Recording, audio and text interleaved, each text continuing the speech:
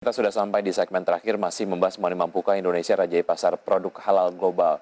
Seperti yang tadi sudah disampaikan oleh Prof. Kaswar, bahwa memang Indonesia sebetulnya mampu, tapi ada PR-PR besar yang harus diselesaikan.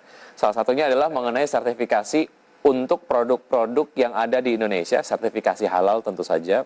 Untuk market Indonesia saja kita masih punya PR yang cukup banyak lah, untuk memastikan seluruh produk yang ada di market domestik di Indonesia semua tersertifikasi halal. Karena secara undang-undang kita sudah ada payung hukumnya ya Pak, yang mewajibkan sertifikasi tersebut gitu. Nah, untuk menyelesaikan PR besar ini, setidaknya untuk market domestik, setidaknya sudah bisa dipastikan lah seluruh produk yang diproduksi itu sertifikasinya sudah halal semua. Setelah itu baru kita kemudian melakukan penetrasi masif ke pasar halal global. Silakan Prof. Ya, jadi memang sertifikasi merupakan hal yang wajib ya, Undang-Undang Nomor 3 Tahun 2011. Nah, ini merupakan keunggulan kompetitif juga ya. Ya, undang-undang ini kompetitif ya, karena produk luar negeri belum tentu disertifikasi halal. Nah, jadi ini kompetitif juga. Dan kemudian kita juga punya MUI, memayungi seluruh organisasi Islam ya, sehingga fatwanya pun mengikat untuk seluruh umat Islam. Mungkin beda dengan luar negeri, mereka tidak punya seperti MUI, tapi mereka hanya punya orang per orang yang melakukan fatwa ya, yang disebut dengan mufti. Kemudian di Indonesia kita juga punya LPPOM MUI dan juga di daerah ada LPPOM daerah. Plus ditambah lagi nanti akan ada lembaga pemerintah halal yang lain. Dan auditor untuk LPPOM MUI itu juga mempunyai kualifikasi yang kompeten, minimal S1 dari ilmu-ilmu yang relevan ya. Bahkan juga ada yang S2, S3 dan bahkan guru besar yang menjadi auditor di LPPOM MUI. Kemudian kita juga punya halal center di banyak perguruan tinggi yang dapat mendukung penelitian-penelitian yang diperlukan untuk pengembangan industri halal. Sekaligus juga dapat memberikan bimbingan kepada UMKM dalam proses sertifikasi halal dan pengembangan produk halal. Ya, Baik. saya kira banyak kemudian. Ya, ibarat kita kemudian akan memasuki medan perang, amunisinya sudah lengkap ya Prof ya. Tapi apakah amunisi tersebut sudah bekerja dengan maksimal sejauh ini untuk mendukung tumbuh kembang industri halal di Indonesia dan juga pasar global? Iya, saya kira memang perlu semacam penanganan terpadu ya, karena ini merupakan ekosistem ya, ekosistem halal, maka semua harus bergerak bersatu padu secara terintegrasi untuk kita sama-sama mencapai tujuan atau visi yang menjadi negara kita untuk menjadi eksportir halal di dunia gitu. Baik, Prof, mengenai pasar-pasar yang sudah existing di pasar global lah, apakah Indonesia sudah ada di zona nyaman ataukah Indonesia harus tetap berinovasi agar pasar-pasar existing ini tetap kemudian dikuasai oleh Indonesia tanpa akhirnya direbut oleh negara lain lah yang memasukkan produk halalnya ke market-market tersebut? Iya, saya kira juga pasar yang kita dapat sekarang masih rendah ya. Yang saya dengar ya, Indonesia itu merupakan konsumen nomor 1, tetapi merupakan produsen atau eksportir nomor 10 di dunia. Negara eksportir halal justru umumnya negara-negara non-muslim. Ya. Nah, berdasarkan data Global Islamic Economy tahun 2018-2019, negara ekspor itu halal adalah Brazil, Australia, India, Prancis, China, Sudan, dan Belanda. Kalau kita lihat di sini, mungkin hanya Sudan yang merupakan negara Islam. Nah, Brazil, Australia, dan New Zealand, dan India, itu juga merupakan eksportir utama untuk daging halal ke Indonesia. Jadi kita lihat sebenarnya kita malah produsen nomor 10, tapi importir atau konsumen nomor 1 di dunia.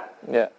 Satu hal yang menarik, negara-negara eksportir terbesar untuk produk-produk halal adalah bukan negara yang jumlah penduduk muslimnya banyak begitu ya, bahkan dikategorikan sebagai bukan negara muslim, tapi kemudian dapat menguasai pasar halal global. Ini cukup ironis sebetulnya. Selain masalah kualitas, kemudian juga daya saing dari harga. Apalagi yang menjadi kendala lah untuk Indonesia dapat menguasai pasar halal global, Prof? Ya, saya kira memang tadi kualitas masih lebih rendah daripada produk di negara lain. Yang kedua juga harga mungkin lebih mahal karena itu yang kurang efisien. Yang ketiga mungkin juga sikap penduduk kita yang lebih cenderung menyenangi produk impor daripada produk dari negara sendiri.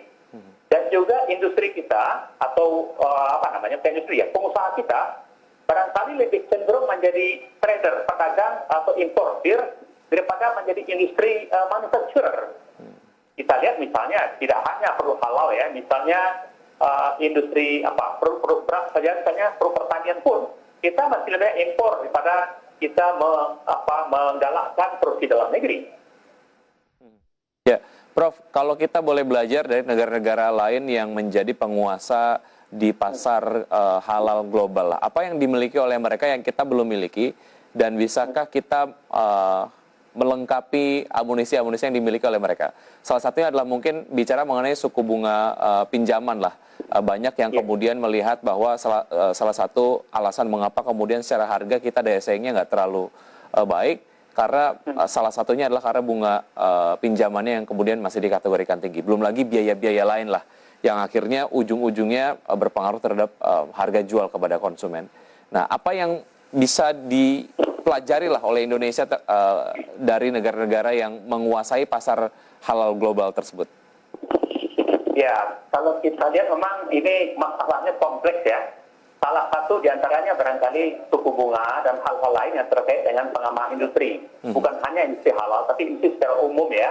Di mana masih banyak hal-hal yang membuat ekonomi biaya tinggi yang menyebabkan industri kita menjadi tidak efisien.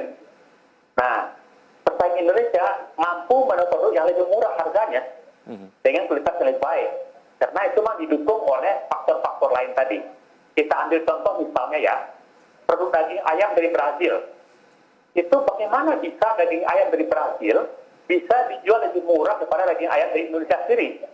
Padahal mereka memerlukan biaya ekstra untuk mengirim daging dari Brazil ke Indonesia. Berarti ada yang salah dengan sistem peternakan ayam di Indonesia sehingga tidak kompetitif. Nah, saya pernah diskusi dengan teman-teman dari Fakultas Peternakan. Nah, misalnya salah satu penyebabnya adalah harga pakan ternak yang juga mahal di Indonesia. Karena itu memang diperlukan suatu keterpaduan antar sektor untuk membangun suatu ekosistem industri halal yang efisien di Indonesia, saya kira. Oke, ya.